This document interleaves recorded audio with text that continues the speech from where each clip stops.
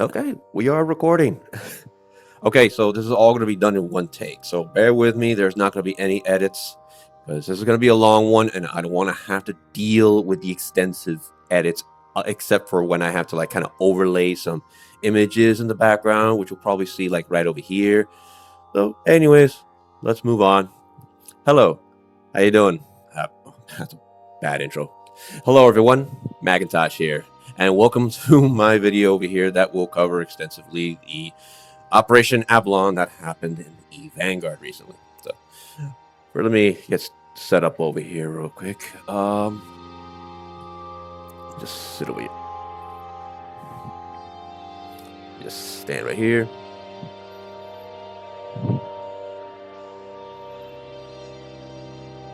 Where do I put that camera? Just put it right there. That looks about all right. Okay, let me get my script up. It's a long script, so bear with me here. Let me double check everything's recording. Yep, everything's recording. Get my script up, all blown up in font size. Good, because reading through this stuff while in VR with the screen door effect that the Valve Index has is annoying. But anyways, all right. This video is going to be an in-depth review of Fenris Creations' latest public playtest that ran from the 7th of July through the 20th. It was called Operation Avalon. And if you want to listen to the lore behind Avalon, I made a video about that covering the topic. For now, let's focus on what Operation Avalon was all about. This is going to be an extensive video, so I'm going to break it down into 10 key points. The initial experience, Linux, the user experience, or like the user interface is what I meant to say, deployment, the NPCs, weapons, points of interest, aesthetics, communications between devs and players, and what's missing. And in addition to that, at the end of this video, I will get to my personal recommendations, and let me adjust the background audio here real quick. I just realized it's a bit loud. I can barely hear myself think. There we go. Let me know if it's too loud for you in the comment sections. Okay, good. So moving on. The initial experience. Let's start with my first impression of the game, or otherwise the initial experience. In this iteration of the playtest, the installation was rather straightforward in one of two ways. Installing Vanguard directly via Steam or via the EVE Online launcher, both of which can still be installed through Steam and therefore still utilize the same Steam account. Most of the playtest experience was through the EVE Online launcher, as I've been an EVE Online player since 2008, which was when the Empyrean Age expansion launched. In the EVE launcher, there's a separate tab you can switch to for Vanguard and create a Vanguard character through there that is separate from your EVE Online character. For many of us who have been playtesting this game for years now, this account was already there. That brings me to a disclaimer. My initial experience is coming from a position of someone who has already been playtesting the game for years. I've been submitting my feedback through the official Vanguard Discord for as long as Vanguard has been in development. And so I have seen how the game looked back then compared to now. I have had very little issues so far in terms of stability and networking. Deployment felt quick and streamlined with obvious indicators in the main menu. My guess is the developers wanted to make redeployment as frictionless as possible. Spawn camping does not appear to be a major issue since it deployed me out in the fringes of the map, away from the action. The gunfights feel much more engaging with the weapons, feeling tight, and hit detection seems consistent. Even when shooting at drones, I felt like I was consistently hitting my mark, though I missed a couple of times. As for the looting portion of the game, it does kind of make me feel like I'm playing Trash Panda Simulator, to be honest. The entire map starts to become relatively easy to memorize after a few rounds of development, thus making it easy to map out the crates and optimal paths to the points of interest. The points of interest were surprisingly challenging and therefore compels you to bring in some friends to help overcome some of these areas. But they are not impossible to accomplish as a solo player if you know what you're doing and have the right gear for the job. The expeditions will the expeditions still need some work, but they have become much more organized and clear to understand compared to previous playtests. Fenris Creations even went as far as dividing the expeditions into two separate tabs. One set of expedition assignments will take you through the storyline of Avalon. I have covered that part in my previous video. The other set of expedition assignments will have you fighting for specific empires of your choosing. This is where the initial connection to EVE Online comes in, which I will cover more in depth later in this video. Looking at the graphics, it is running on the Unreal 5 engine, with the one and only map looking surprisingly similar to one of the earliest maps I have previously playtested about 13 years ago in Dust 514. For those not in the know, Dust 514 maps had rocky ridges and valleys, but the maps back then looked comically basic. Comparing these two together, it is obvious from a graphical perspective that Vanguard looks way better than what Dust 514 looked like. However, there are some caveats with that. The in-game market sort of makes it easy to get certain items using the in-game credits, but it does not provide you with everything that you need. The interface overall feels snappy and clear, with sufficient contrast and highlights that it was sorely lacking in the previous playtests. Joining a squad is enabled by default when you deploy, although that part alone already has its own problems. When I didn't want to deploy in a squad, I unchecked the box and just went in solo.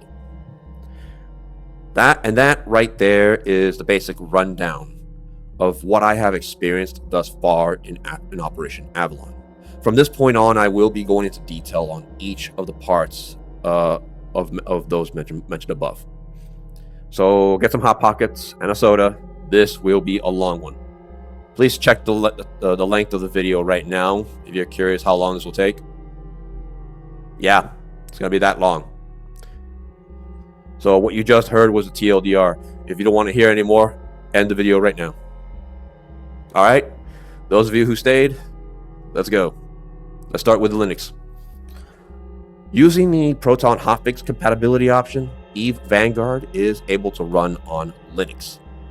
For many of you who have been following this channel for quite some time, you all know that I have long abandoned Windows since around September or maybe early October of 2025. As of the time of recording this video, I am running on Fedora Linux. And yes, I did install Steam via the terminal like a good penguin. Gameplay-wise, I have so far only suffered about 1 or 2 crashes, with the game feeling very stable and smooth otherwise. I have not had any issues with aiming or hit detection, and lag only seems to be limited to how good my connection at home is compared to others in the same session. I did not test controller functionality, but I know there are at least a couple of users in the Discord who were playing with controllers. One issue I kept running into is when I'm alt-tabbing between clients, then click somewhere on the Vanguard client only for the EVE launcher to be clicked on instead through the client, causing the EVE launcher to get focused on in the desktop. The only workaround I can think of is to alt-tab between EVE Vanguard and EVE launcher several times to avoid that issue. Thankfully, this is only a problem as long as I do not alt-tab out of the client. Again, something else like checking my Discord or what have you.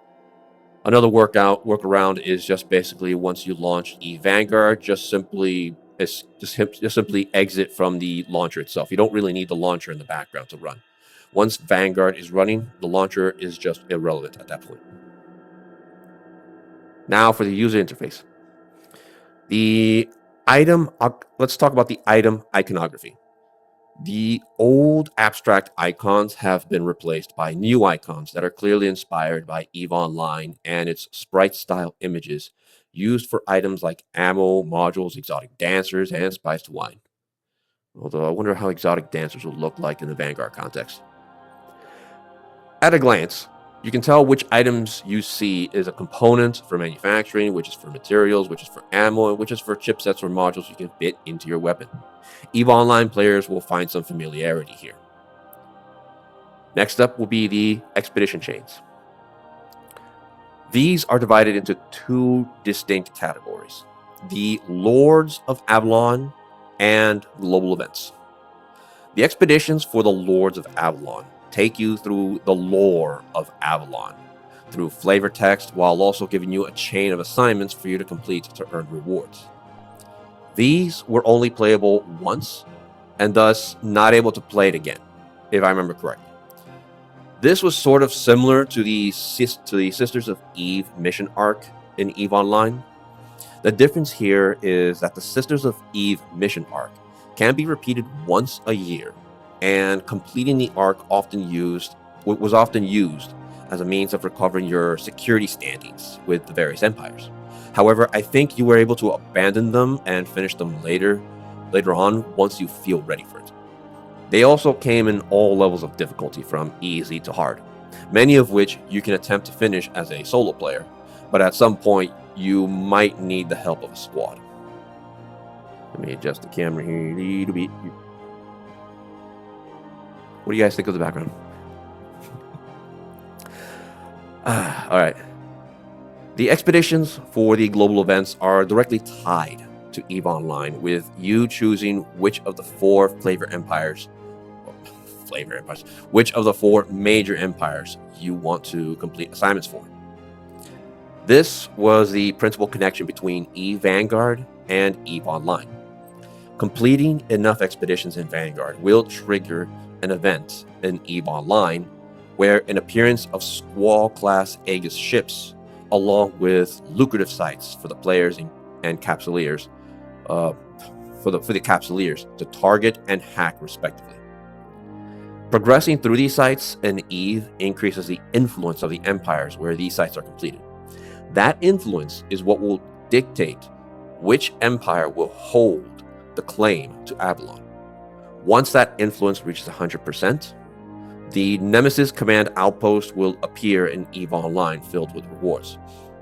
Wherever Avalon is established, that will be the home for the Vanguard. Unlike the expeditions for the Lords of Avalon, unlike the expeditions for those, these global events can be repeated over and over again by the same player. So if you really wanted to focus on just one empire, such as the Galente Federation, then you can play the global events over and over again just for that empire. You do not have to complete the global events for the other three if none of them interest you. So even as Vanguard starts its life, even as EVE Vanguard starts its life as an alpha game, this is no longer pre-alpha, mind you. It is already having an impact in EVE Online. This will come full circle when the location of Avalon becomes determined based on the influence each empire has gathered, and thus influence how Vanguard players will operate because of its location. Each expedition was also arranged in a chain, with some chains giving you diverging options partway through completing a single chain. The rewards often consisted of payments in credits or marks, in addition to chipsets and components for fabrication. Next up will be the market vendors. Unfortunately, the player-driven secondary market has not yet been established, and so we're left with the general NPC primary market. The market consisted of three different vendors. Galen's Armory. Galen's Armory is where you go to purchase pre-made weapons with open slots for custom chipsets. Those same chipsets and ammo can also be purchased directly. This is for those who are not into manufacturing and want to just jump right back into the action if they can afford the loss in case they die. However, you can purchase a permanent blueprint for the main weapons that have infinite runs as long as you have the materials. Next up will be Laudine's Tools. Laudine's Tools sells you pre-built multi-tools and also blueprints specific for crafting chipsets, ammo, and craftable field equipment. This is for players who are seriously into the idea of manufacturing for other players, or for themselves to save on credits or marks. Next up will be Jessic's Exchange. Jessic's Exchange is the least stocked of the three when it comes to options. Mainly sells you rare minerals, and even then it is limited to just a few items. Then there's the Squire Core blueprint. That is quote-unquote mission critical. There was an important detail that Fenris Creations did not properly convey, even to the veteran players, and had to be explained by a fellow EVE player. Quote, each node you finish in an expedition contributes to a reward track that you have to manually accept on your EVE character when you get to 6 nodes complete. End quote. That quote comes from Laurelite. Some of us, including me, did not know about this until after Operation Avalon concluded. So you can imagine how miffed we might have been when we found out about this. Anyways, moving on. Beyond this, there's nothing else in this part of the market to look at. Here's hoping more is to come as Vanguard grows. There is no lore about these individual names at this time, but it looks like Fenris Creations will eventually introduce lore about them at some point. As for trade between players, that is currently only possible via deployment into the maps. This was used to help players complete their expedition assignments if multiple parties make an arrangement ahead of time. This was not without its dangers, though, as you were having to make a trade in a hostile environment open to PvP tryhards looking for anyone to shoot at. That, and you had to trust the second party to not backstab you during the transaction. That was not much of an issue anyways, because the people who were doing these kinds of trades were people who already knew each other to begin with. Beyond that, the market is better than before in terms of appearance and navigability, but still lacking in other functions. Now for the manufacturing process. The means of manufacturing came in 2 forms. On-the-field crafting, and the fabricator that is inside the war barge you start your game at before each deployment. Your drop suit comes with a built-in crafter that has 3 slots available for special blueprints that can only be slotted into the suit. But each of these blueprints come with a limited run ranging from 3 to 5 uses before they expire. These can be ammunition that you might need if you find yourself needing to spray and pray often. They could also be deployables such as bubble shields, a landmine, grenades, or even a motion sensor. The bill of materials varies, but it's not really complicated to keep track of. In fact, the game even gave you the option to track the bill of materials so that you can get an idea of how far along you are at gathering what you need. Now for the fittings and loadouts and how they work in Vanguard. Unfortunately, fitting is still limited to the weapons. There are no dropsuit fittings available yet at the time of writing the script. But we do know there will be dropsuit fittings in the future, as noted by the placeholder page when you're at the war barge, preparing for your next deployment.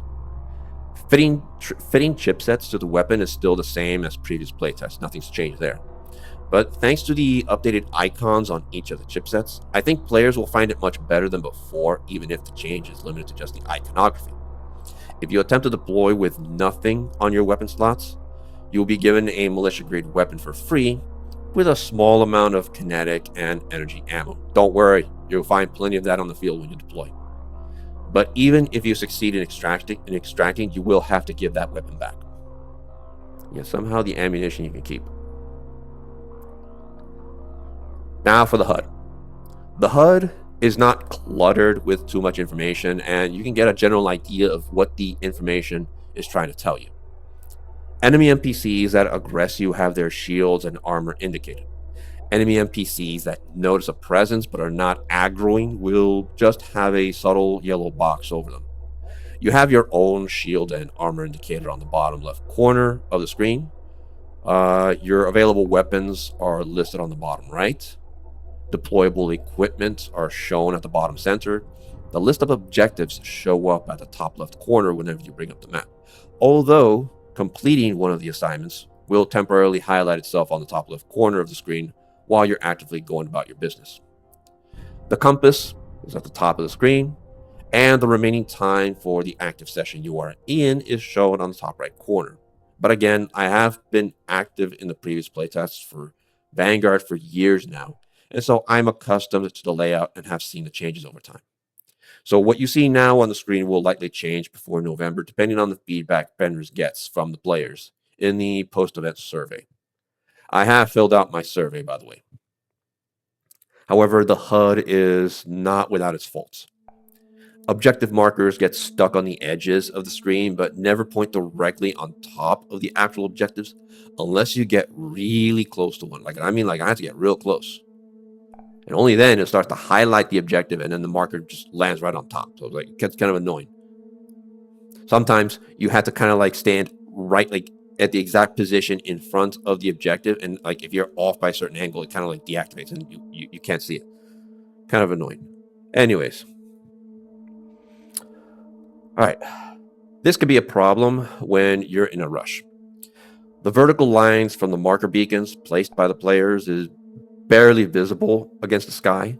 The timer was bugged in that you sometimes could not see the clock and therefore had to make a guess as to how long you have left before you need to exfiltrate. Now for the main map. With the HUD out of the way, let's talk about the main map. The map featured during Operation Avalon is known as the Lost Convoy. Let me hide this keyboard over here. Anyways. So the story behind it is that the Upwell Consortium has established a salvage operation around what appears to be a series of wrecks that came crashing down from space after a lost battle in space. It is big enough to have at least 6 points of interest, each of which we will cover in detail later in this video. The top-down version of the map is a bit of a mess, but you can see where everything generally is and what you can explore. That is different from the old hologram-style map we previously had. Compared to the previous map overlays, I think the flat top-down view is better, to be honest. Now let's move to the looting process. Looting containers has become more streamlined in this playtest compared to previous ones. One little feature Fenris Creations implemented is the loot being revealed one by one as you open a crate to look inside. It's a little matrix pattern that hides the item until you wait long enough for all the items to show up. This adds a little tension, which means having to sit still looking at the box. This means a higher potential for someone to see you. However, exiting the inventory or loot box menu was not so smooth. You either have to wait until you press and hold E to get all the items and wait for the window to close, or press escape at any time. But if you are under fire, you cannot just simply look away and run. In my opinion, that adds to the frustration already in the game. Now here's a rare topic. Lady Red Line. The red line that delineates the outermost boundary of the map still hasn't changed. It's still set to 10 seconds instead of the 20 seconds that Dust 514's red line had. So that's basically a footnote there. I miss running into Lady Red Line. But anyway, moving on. Now let's look at deployments. And so under deployments, we'll talk about the loot crates. Loot crates are pretty straightforward and self-explanatory, but they have their own problems. Loot becoming scarce in the session time, loot becomes scarce as the session timer nears its end. This is due to the fact that the location of the containers are already mapped out by other players. As a result, the late joiners who deploy with about 10 minutes left on the clock found themselves surrounded by empty boxes. If not an empty box, then just common items like ammunition and such. Now let's look at recloning and clone banks. One of the most hotly talked about aspects of Operation Avalon was the number of available clones that a player deploys with into the map. Instead of deploying into the map with a spare clone to use, you were only deploying with what you had active when you spawned in. In other words, only one clone and that was it. The only way to gather more clones was to rummage through the wrecks, looking for Nexus chips that were used to purchase extra clones, and even if you deployed with a full squad, the entire squad deploys with just one extra clone to share. Not exactly a welcoming change, and I have heard people give their opinions about this change. I have not bothered trying to collect enough Nexus chips to bank an extra clone this whole time, as it was easy for me to just power through the map to get to my objectives and then bug out before the timer runs out. Still, it felt a little too punishing knowing that I didn't have a chance to recover my loot should I get killed. Now let's look at squads.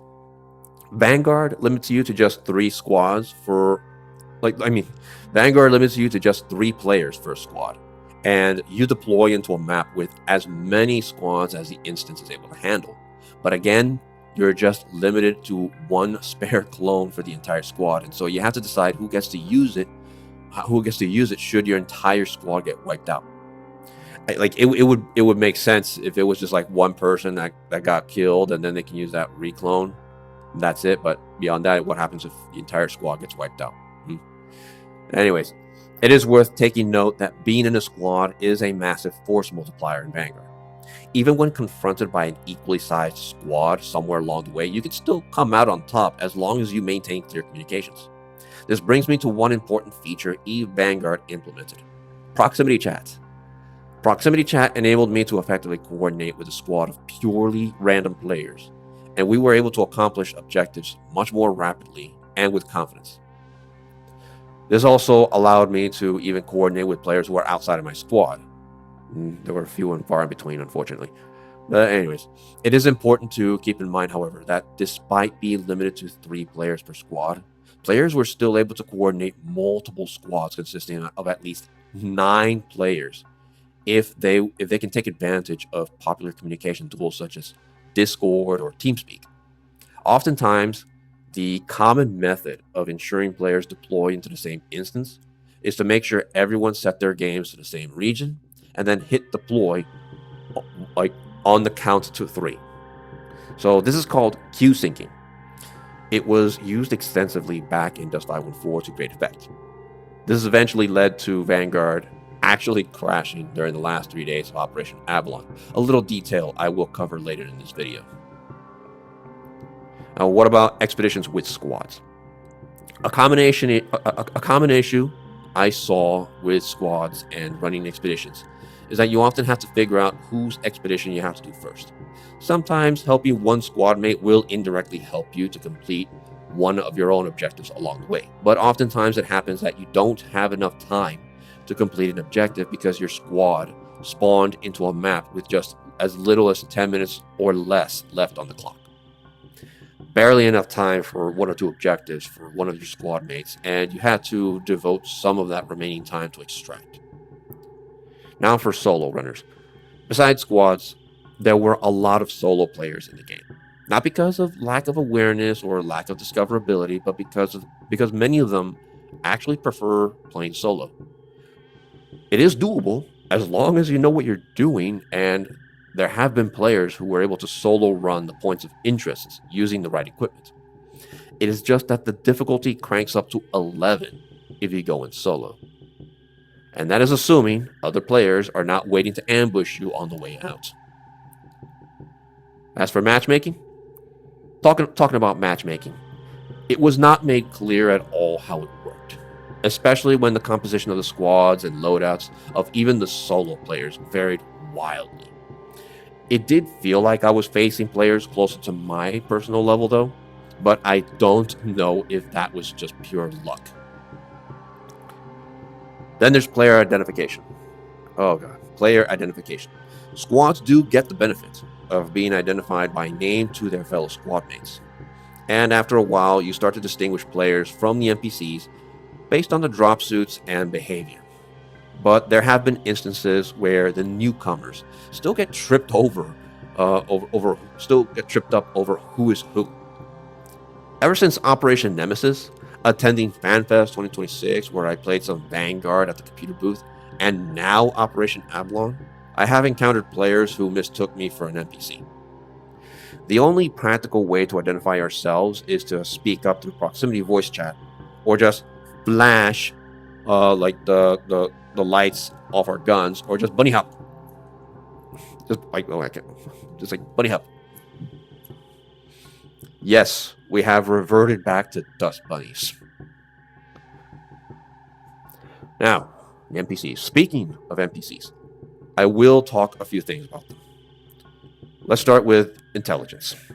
Their intelligence has improved vastly compared to their previous iterations.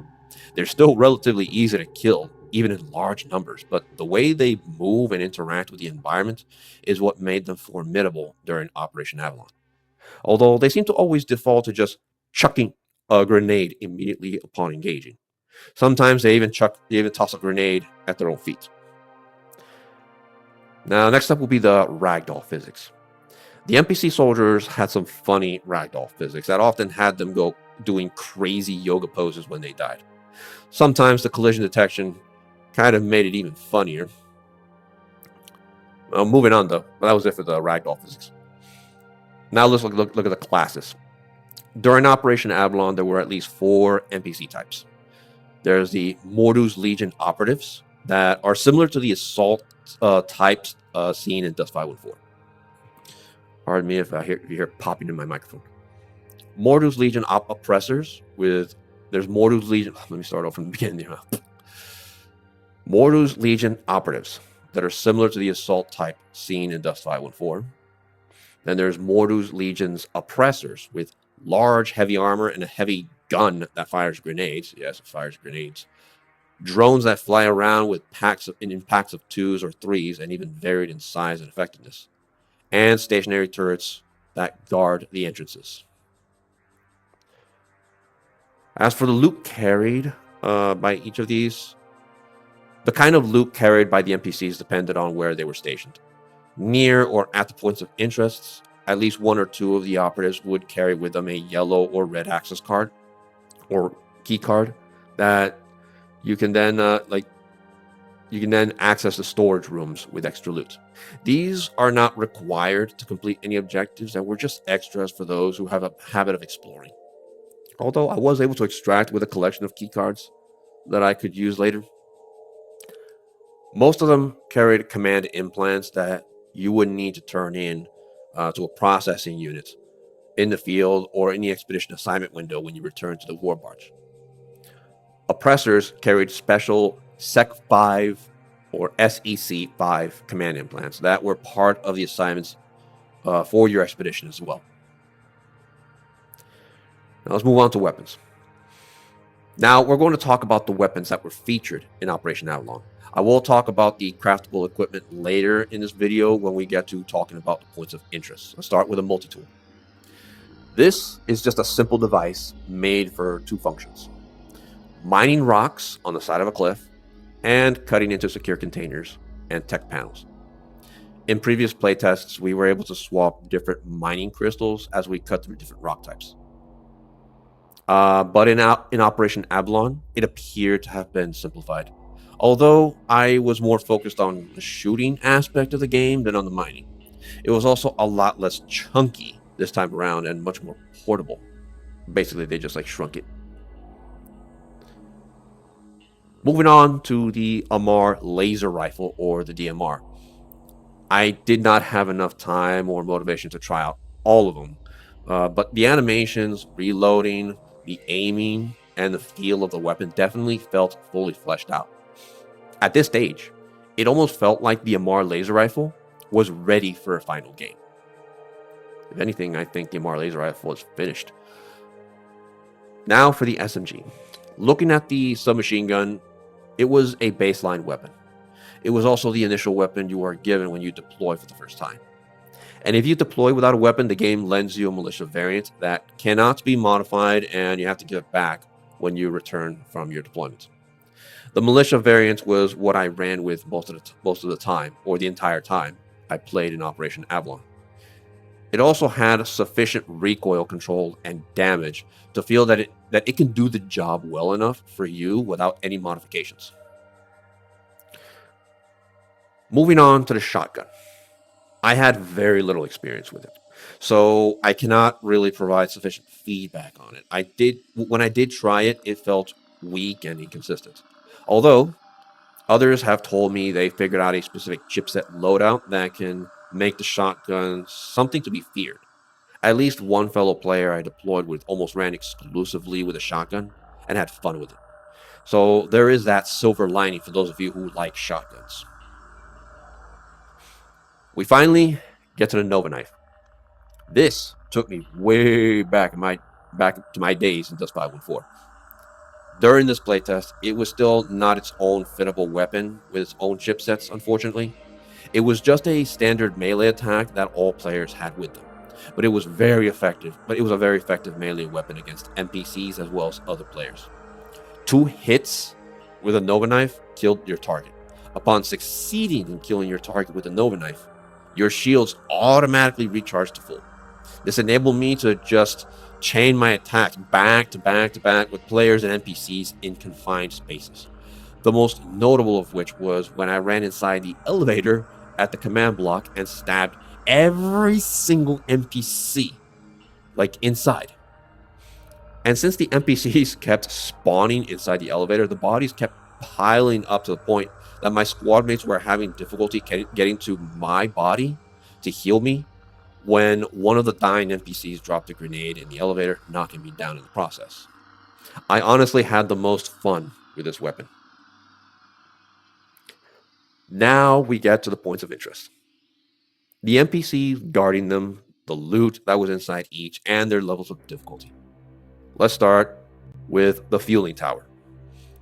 Located to the north of the command block, it was a prominent tower with a platform on top and a door to breach at the bottom. Breaching the main entrance at the foot of the tower required killing one of the NPCs that gets dropped by an RDV, which gives you an access code to open the door that is guarded by automated turrets. Turrets guarded some of the levels of the tower as you climbed up the spiral staircases. This was the only point of interest where it had one choke point after another. This is where the craftable equipment really shined. If you craft a bunch of landmines and place them at the entrance of each choke point, you can really put the hurt on anyone trying to follow you up along the fueling tower. Then combine that with a craftable motion sensor that alerts you if anyone nearby, since the fueling tower is narrow enough for the scanner to cover. The scanner seems to sweep radially around the vertical axis, so it mainly tells you who is nearby the scanner at its general elevation. So if you're already at the top of the fueling tower, you will not be able to notice anyone coming up until your mines explode or your motion scanner picks them up, which will mean they are already on their way up. Reaching the top of the tower, you will face off against a massive NPC presence featuring Mordu's Legion's operatives and oppressors with drones coming at you from all directions. A full squad of proficient players is highly recommended, or you will have a hard time when you get to the top. Getting down will require accessing the doors that seem to only open once the enemy waves have been dealt with. Leaving the fueling tower means that anyone seeing you will assume you're carrying very valuable loot, and sometimes any lingering NPCs will follow you all the way across the map. That has happened before. Overall, I rank the fueling tower at number 2 in terms of difficulty. Now let's look at Mordu's Legion's compound. The Legion compound, which is located at the southeast part of the map, is not as difficult as some of the other points of interest. Arguably, I rank the compound at fourth most difficult. It's only 1 or 2 levels. The enemy waves are not that difficult to hold off, even with solo. The hacking points are easy to override, and the drones and turrets are not that bothersome. Not much rewards here, since it's mostly objective-driven terminals that you need to access. Although there is a locked contraband-style crate to open, which requires destroying specific junctions that can be found by simply following the cables that lead out from the locked container. But do keep in mind that the Legion compound only has one way in and one way out. so do expect players to camp the entrance as soon as you leave. Now, a little disclaimer over here. The container in there was not a contraband container. It was just a general container that had loot that you can just take. The contraband containers that we saw in Operation Nemesis are completely different. All right. Now for the command block. The biggest and most difficult of the points of interest is the command block. Located at the west side of the map, this is where the bulk of the action took place throughout the playtest that ran from the 7th of July through the 20th. This was also where the fabled Nemesis core was located, and it only produced one such item per run. If I recall correctly, the Nemesis core was one of the important components needed to manufacture the Squire core, which, as I said before, is a mission critical item to have rewards, to have towards having, man. As I said before, it's a mission critical item to have towards having an impact in EVE Online. That's what I was trying to say. The Nemesis core was only found after disabling the Nemesis engine found parked inside the command block. And before then, you had to hack a series of 3 terminals in a specific sequence, which each terminal hacking triggers a heavy operative presence in the area. Access to the command block also meant facing off drones, automated turrets, and then the oppressors. There were several elevated positions and plenty of cover to shield yourself from direct enemy fire, but you still had to deal with intelligent NPCs that will move in and go after you if you're not shooting back. However, this did not mean it was impossible to hold off, even as a solo player. But only a few solo players have ever succeeded in completing the command block on their own, as doing so was required experience, careful planning, and the right craftable equipment such as grenades, bubble shields, and mines. Thankfully, exiting the command block is easy, as it has multiple points of entry and exits in order to confuse any players that are following you. A group of players have even hosted their own ad hoc event by coordinating multiple squads to take on the command block all in one go, as hard as possible, to help players acquire the various components they needed to make the Squire core. This was called Operation Daikesama, or Daikesamas. Pardon me if I mispronounce that. It was organized by Pyombo65 via Discord.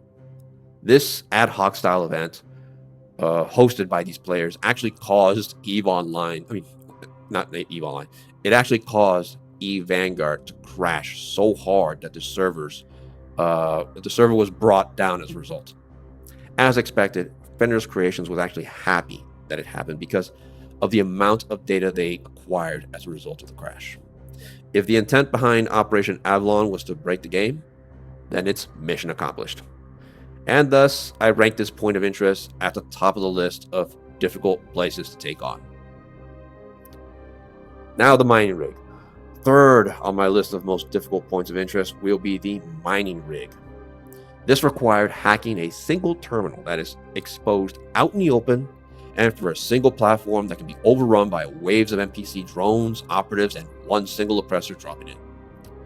This also means being exposed to players who can snipe you from a distance, but there appears to be just enough cover to at least try to avoid them as much as possible, since the chaos that ensues makes it difficult for enemy players to hit you as a third party.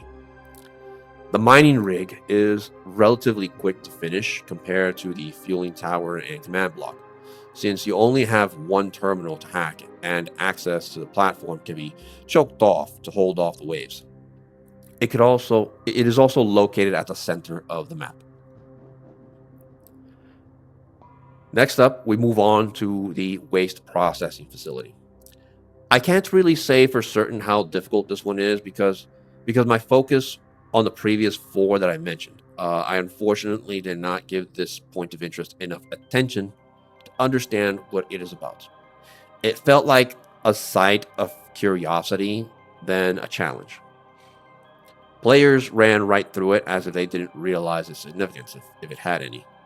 I'm not even sure if it's worth ranking it in difficulty, so we'll just leave this one be. It'll just be a footnote for now. Then there are the wrecks, like the main and outer wrecks. These basically minor points of interest. They're just parts of spaceships or stations that came crashing down from orbit and thus only contain basic loot and likely tech panels that can be accessed via a multi-tool. These areas were far more noticeable than than the waste processing facility, and only had a couple of roaming Legion operatives and maybe a drone. That's about it for the points of interest. I can't help but wonder if I'm missing something.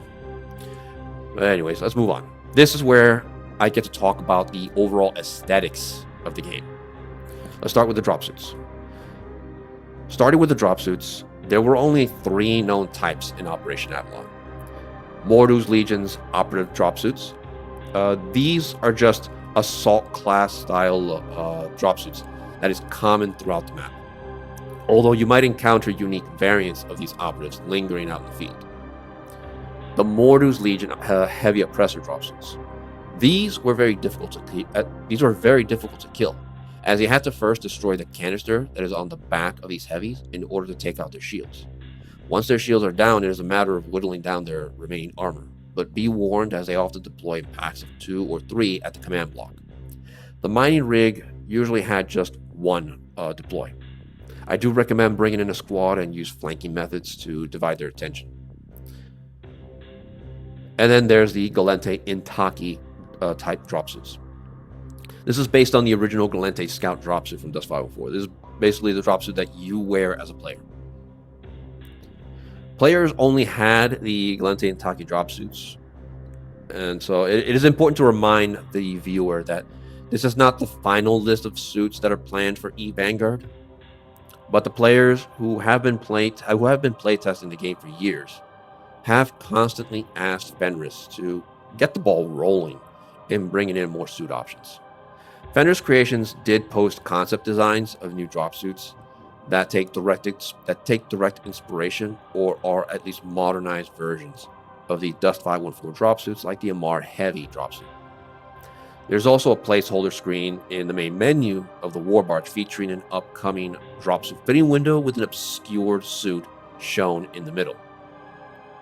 That obscured suit looked somewhat Mimitar. Now, moving on, let's look at the weapon designs. Looking at the weapon designs, Fenris Creations did listen to the feedback with the redesign of the Amar laser rifle, the SMG, and the shotgun. The Amar laser rifle looks exactly as I expected an Amarian weapon would look and feel.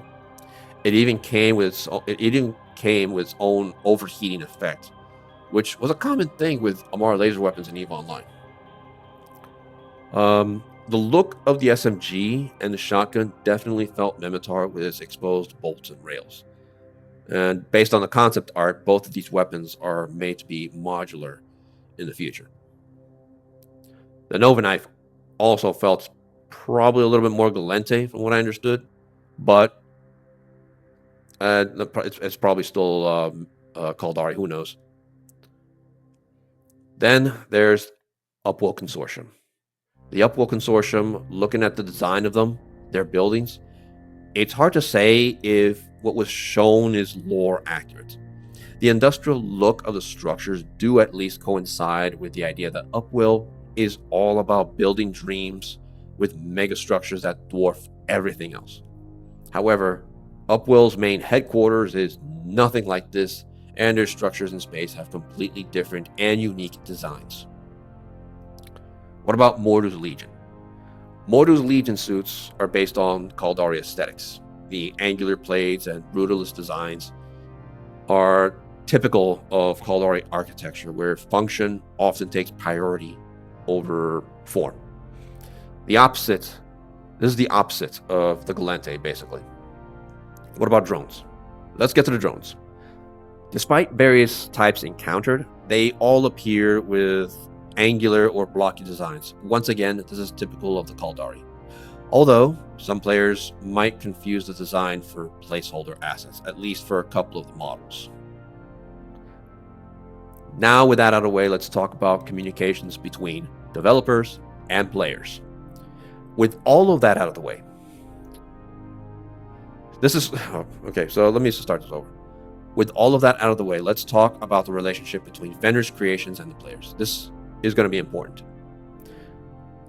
While Fenris Creations does have their own official forums for EVE Online, it is not the go-to place for the majority of the Vanguard players. This is where Discord comes in. So far, Discord has done pretty well to help Fenris Creations talk directly to Vanguard players without yet needing to invest in their own forums. But there's a problem here.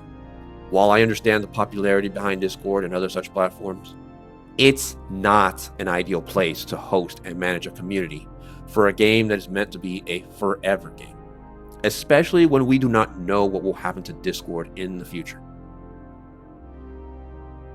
Now, what about feedback and interactions? In the meantime, there's extensive feedback being shared all around. The development team is pretty active and regularly communicates with the players directly.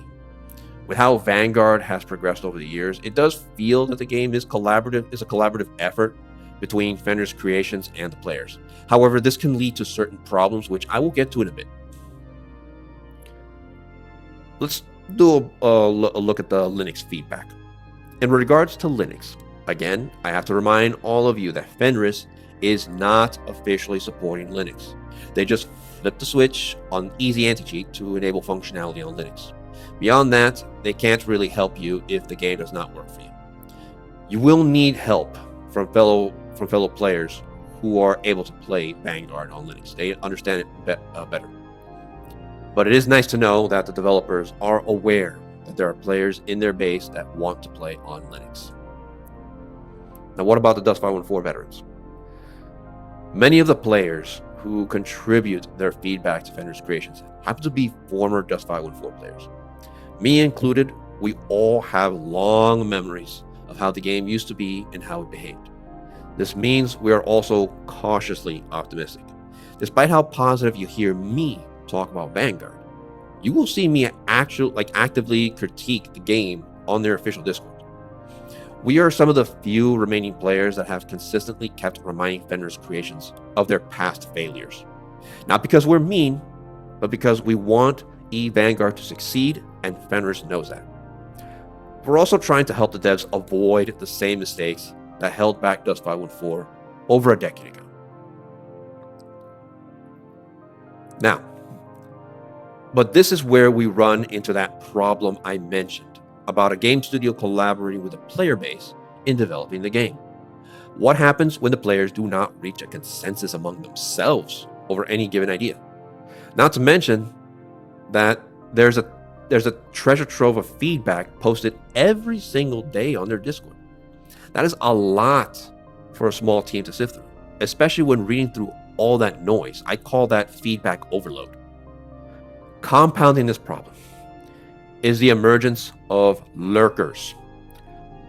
Let me adjust my mic over here so I'm not going to stutter. We're talking about Discord accounts that were never active and never said a peep since they joined, and suddenly they start dumping the feedback, complaining that nobody in Fenris listened to them. I do know there are other players that have been highly active and do honestly feel that Fenris Creations is not listening, which are valid concerns that need to be addressed by Fenris. One clear distinction is those active players have been given feedback for years and even know who to talk to for providing feedback. Lurkers, on the other hand, don't have any of that. They just join the server, stay dormant for long periods of time, and then activate. This, in my opinion, hurts the feedback that honest players have given, because now we have to deal with these lurkers intentionally diluting the feedback with junk feedback, and it pisses me off. What are we to do with them? I don't know, but we have to be vigilant and call them out when we see it. And I hope that doesn't cause any development paralysis later down the line. At some point, Fenris Creations will have to realize they're dealing with a herd of cats. I'm sorry, guys. Hot take right there. Now moving on. Now that I'm done venting, what is missing? Let's look at what's missing in Operation Avalon and Vanguard overall, starting with contraband sites. Unlike Operation Nemesis, the contraband sites were nowhere to be found. I think it was explained for this playtest. It was meant to focus on a few things like the command blocks and global events. However, we might see them come back, as it is a key feature that was talked about during eFanFest 2026. I talked about this in my previous video about the Vanguard keynote. Local militias. You probably noticed I didn't mention the militias when I talked about the NPCs. I guess with how difficult things were on the Lost Convoy map, the militias probably would have just added to the frustration the players said they were experiencing. Now, what about atmospheric reentry? The deployment sequence where you see yourself dropping through the atmosphere while inside a pod, it was removed. Likely to reduce the amount of time you spend looking at a wall before you reach the ground, but we don't know if that will make a comeback. Nobody during the playtest seemed to have complained about it missing. Not even me. Like, just now I said it, but even I didn't even bring it up this whole time until now in this video. Now, the minimap. The standard minimap was removed. You were limited to just the main map. I forgot what the main excuse was for that one. But yeah, moving on. Another thing that was missing was that there is no PvE mode at the moment.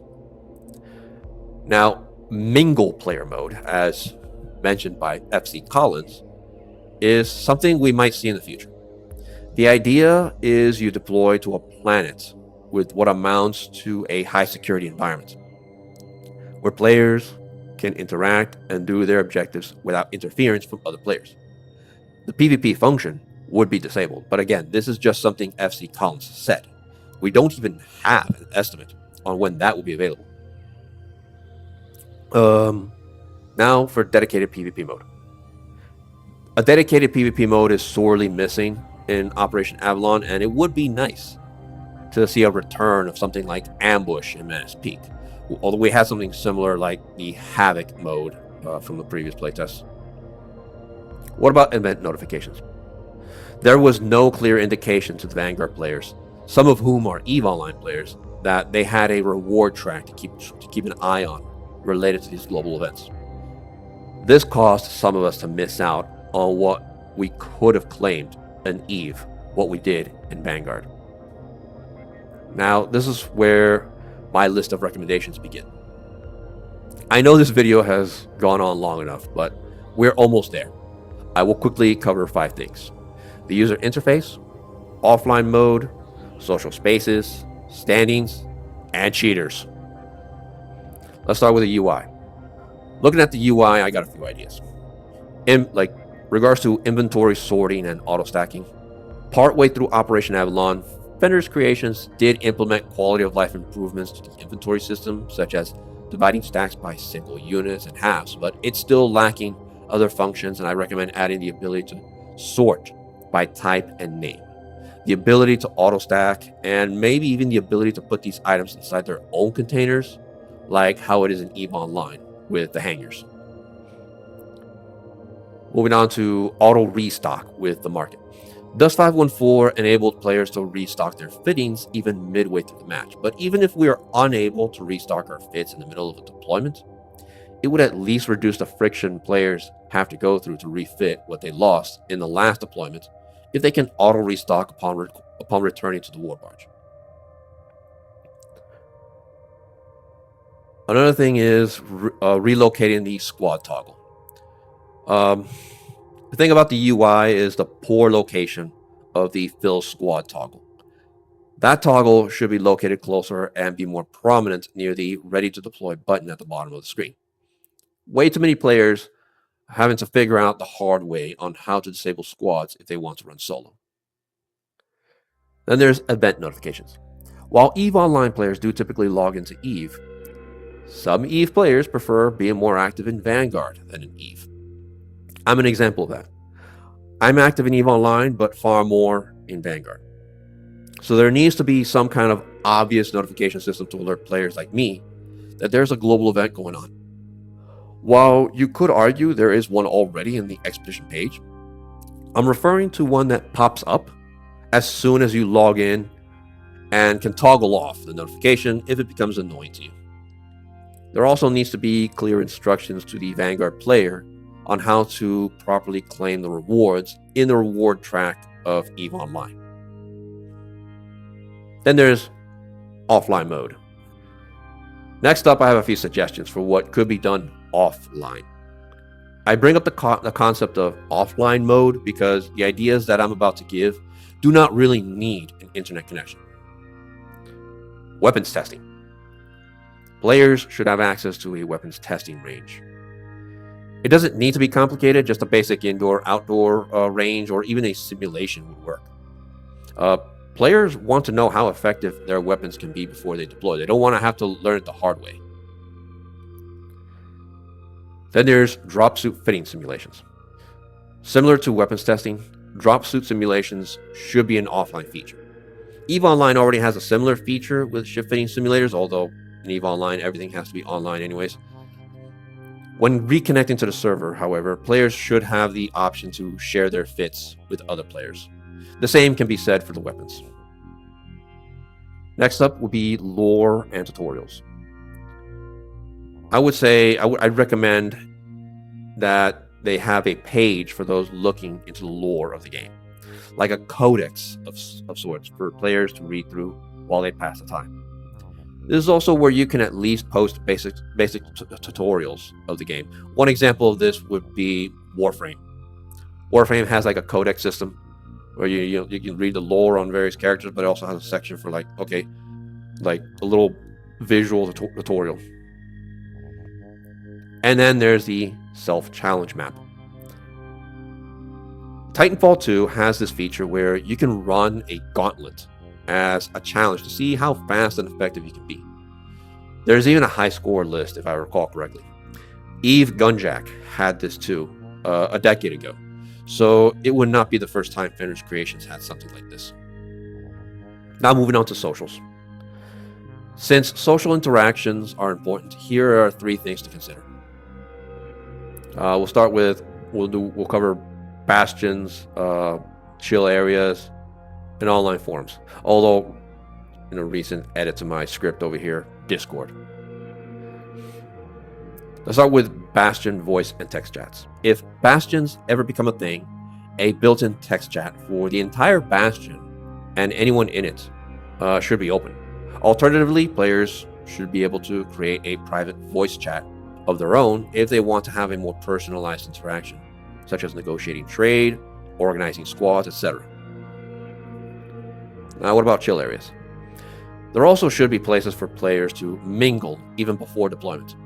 It's hard to describe it, but there's a certain desire players have to have some place to hang out with others outside of deployment and beyond just talking through voice channel. My experience with VR chat taught me that. What about online forums? From a preservation standpoint, Fenris should consider implementing their own self-hosted forums through their official Vanguard website. Dust 514 had its own self-hosted forums and its own website before it got shut down. EVE Online also has its own dedicated forums. Now let's look at the Discord pings. As for Discord, this is not my idea, but an idea someone else on Discord posted. At everyone. Seriously, Fenris Creations needs to start using the @everyone ping for major events like this. Yes, it can be annoying for some, but that's what the mute function on Discord is for. I wouldn't mind missing out on some news related to New Eden, but when it comes to live events, this is not something you can just quietly post and hope someone was browsing to see it.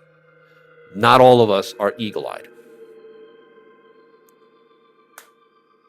Next up will be standings. Let's cover that. Let's discuss standings, which will cover NPC reactions and loyalty points. Regarding NPC reactions, depending on the contracts or expeditions you complete and how often you complete them, your standings should affect how the local NPCs react to you. If you completed a bunch of contracts on behalf of Mordu's Legion, the NPCs in that faction should react to you accordingly. Meanwhile, NPCs of opposing factions would start acting more hostile towards you. And then loyalty points. If factional warfare becomes a thing, I think loyalty points can be useful for Vanguard players in acquiring rare items through the LP store. Finally, we get to the annoying bit: cheaters. If Fenris Creations comes up with a system for detecting and dealing with cheaters, I think the most effective way to go about it is to quietly flag them as criminals to all the players in the non-PvP maps. Also, make their locations permanently visible if they're in the PvP map. This way players can have retribution against the cheaters. Just a suggestion.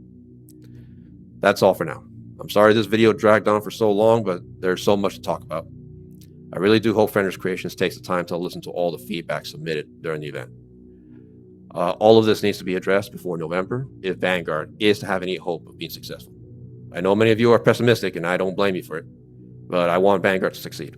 The question now is Fenris going to commit to its goal while carefully listening to his player base? I hope the answer is yes. That's it. And as usual, fly safe. Oh, Jesus, 1 hour, 6 minutes.